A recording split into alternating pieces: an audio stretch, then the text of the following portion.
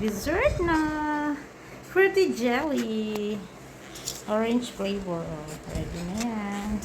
Palalamigin na lang. Tara, samahan nyo ko. Gawa tayo ng fruity jelly. Naku, kung meron nga kayo makikitang ganyang klaseng brand ng gulaman or jelly sa supermarket, naku, napaka-easy, super easy gawin ito. Ating gulaman.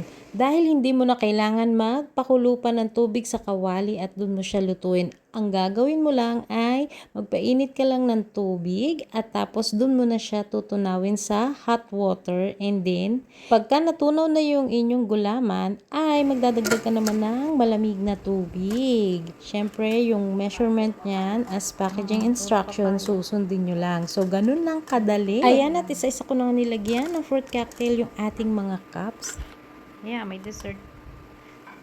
May dessert si Daddy pag naghanap ng dessert. Ayan, ready na ang ating mga cups. Proceed tayo sa paggawa ng gulaman. Oh, orange niya. Lahat to. Oo, lahat na yan. Yan. Haluin natin. Hanggang matunaw ang gulaman at yung sugar niya. Yan.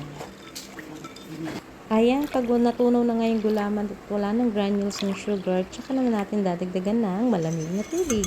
At ayan, ready na natin siyang ilagay sa ating mga cups. O diba, napakadali lang naman talaga niyang gawin. Walang kahasel-hasel. O diba, sunod, isalin na natin to sa ating mga cups. Mix lang siya.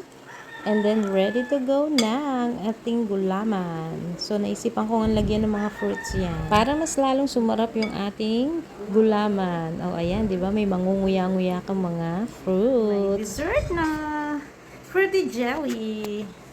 Orange flavor. O, ready na yan. Palalamigin na lang.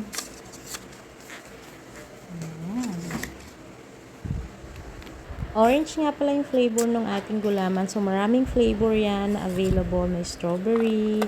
Maraming flavor kayong pwedeng pagpilian. So, ayan, ready na. At palalamigin lang natin to hanggang sa mag-set na siya. So, ayan yung brand na ating ginamit. So, kung meron kayong makita niya sa supermarket, try nyong gawin dahil napaka-easy lang talaga niyang gawin. O, diba? Ayan, ang ganda-ganda. So, pwedeng-pwede na to sa inyong mga party.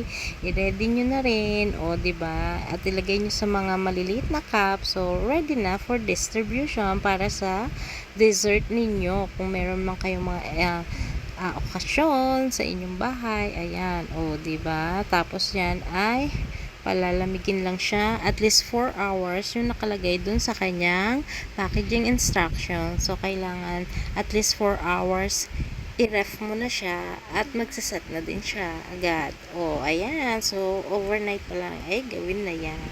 O, diba? O, napaka-easy dessert at masarap pa.